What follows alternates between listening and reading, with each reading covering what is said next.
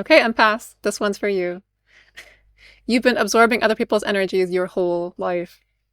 You are ready to get out of defense mode and shine your light and take up your own space. But can you really unlearn those old habits? How exactly do you flip the switch? Just turn on the light and shine like a supernova. How do you become the dominant frequency? You learn from my mistakes. That's how. Welcome back to the jungle. This is Anna Pashanti, and I'm very glad to see you again.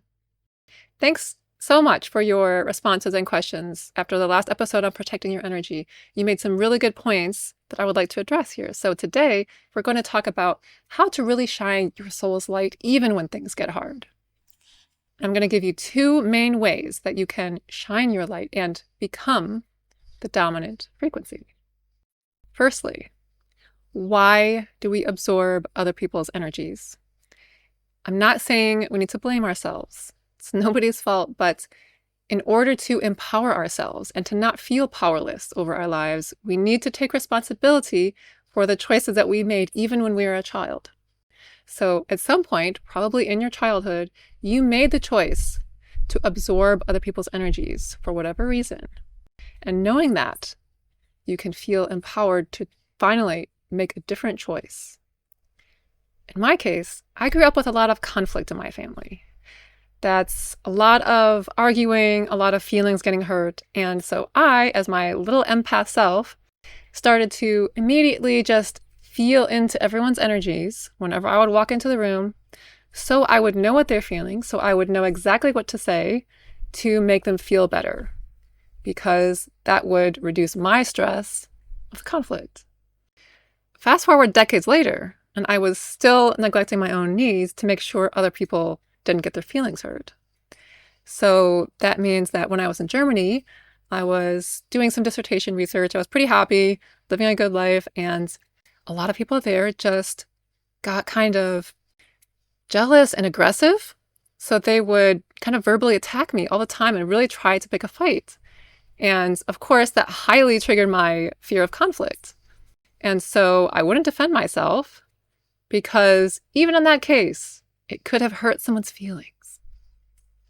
Honestly, it really brought me down and I got pretty desperate. And so I decided I had a choice and I had only two options at the time.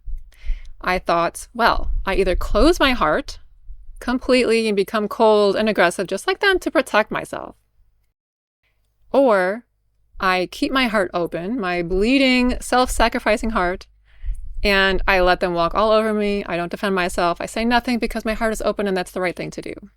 I could have seen that there was a third option, namely to become the dominant frequency of pure soul love and happiness and just respect my own boundaries while still being open to the world.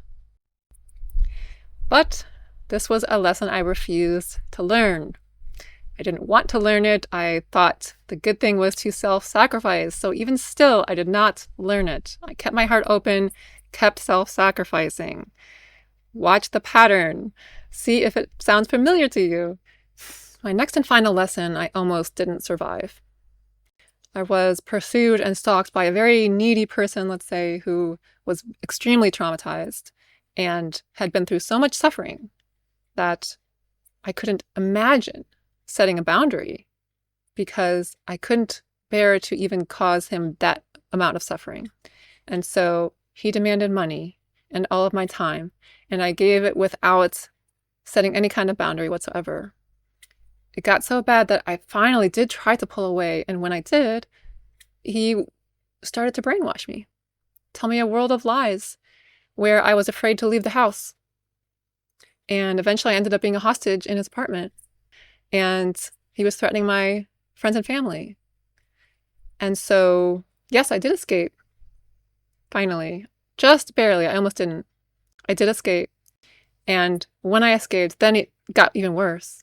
He was stalking me, breaking into my home, false police accusations. I won't go into all the details, but I lost my home. I left the country and I learned.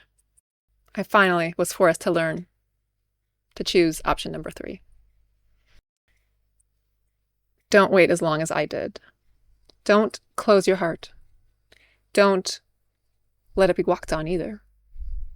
Choose option number 3. Shine your light like a supernova. Fill up your space.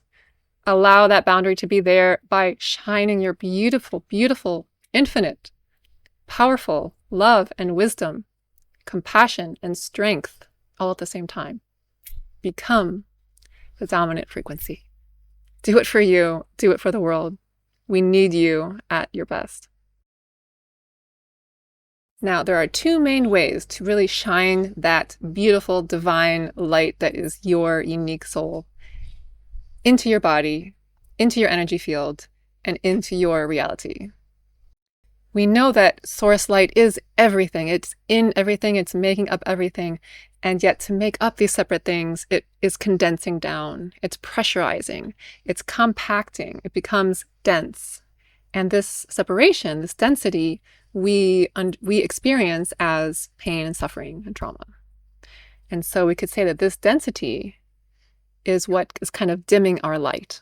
So the first way to really perceive and shine more light is to just turn up the dial, increase the intensity of the light, and let the light burn up and dissolve that density, because the light is so bright and blinding directly from source. We've touched on this in previous videos. There is so much more to say, but lifetimes upon lifetimes have been spent dissolving the density of the human ego into the light of source. You can do this through meditation, where you really get into the zone and just feel your cells filling with photons. You can do this through choosing to see source in all of the mundane things around you and really experience the magic of life by intending to perceive more source energy in everything you see every day, a little bit more every day. You can do this through expanding your energy out into the universe and beyond. You can do this through the stance of the witness observer, accepting both the light and the dark, becoming perfectly present and generally integrating and unifying yourself with the absolute. The point is, you're calling in more light. You're expanding your consciousness to include more of existence, to include more light. And then that infinitely powerful light of divine awareness will burn up and dissolve those denser egoic structures and traumas that were dimming your light. And what does it really mean to burn up and dissolve something? To integrate it. It is the density and training its frequency to match the higher frequency of source. It is depressurizing the density, because we know from physics that energy cannot be created or destroyed. It always and already exists. It can change its frequency. And so the wave is integrated back into the ocean. Just changes its frequency. It does not disappear. It joins. If the first way was to expand out into the light, the second way is then to go within, dissolving the density and the trauma on purpose by going in there and shining the light of your awareness on that density, and then polishing the diamond, let's say. So that means that the diamond surface is clear and your light can automatically shine out, clear and unfiltered, your original brilliance. Now, this is where my opinion will differ from a lot of healers out there, and that's okay. But dissolving the density means also integration. It means embracing and welcoming the wisdom of the pain, and then transmuting it in the light of your awareness. Full acceptance, not rejecting it, not clearing it out, not throwing it away, not washing it away. If it's an energy from someone else, yeah, get rid of it, send it on its way. But if you clear your field and the density is still there, that pain is probably yours. And instead of numbing it out, just remember it's a part of you that needs your attention. I sometimes think of this as emotional or energetic alchemy, where we put our full attention on it without looking away, without judgment, and feel the emotion fully, once and for all. So simple. And in the light of our awareness, it starts to dissolve. And we welcome the wisdom. We transmute what is left into something else, into something beautiful. And in this way, too, the wave becomes the ocean again. Form becomes formless. It depressurizes, and your light can shine out more than ever before. Whether you choose path 1 or path 2, the focus is still on integration, not rejection or separation. And so when you do that, your aura becomes stronger. You are filled with your own light, and you know yourself more as that exquisite diamond of infinite wisdom and light that is the real you. Your heart is compassionate and open, and also filled with self-love, so that you're also respecting your own boundaries and your own energy field, and that of others. We'll go into emotional and energetic alchemy more in the next episode because I think it's one of the most important life skills anyone can learn. Until then, if you'd like more support with these processes, as some of you have already mentioned, yes, there are a few one-on-one spots if you'd like a private session. But otherwise, please join my new community. It's on the school platform and it's called Rewilding the Soul. I hope you will join. It's open for everyone and you're all invited. We are going to have courses and live events and meditations, and especially a beautiful connection and feeling of support from people who are interested in this. People just like you. So you're welcome to join. And then just be brave, be the light that you are. Namaste, my friend.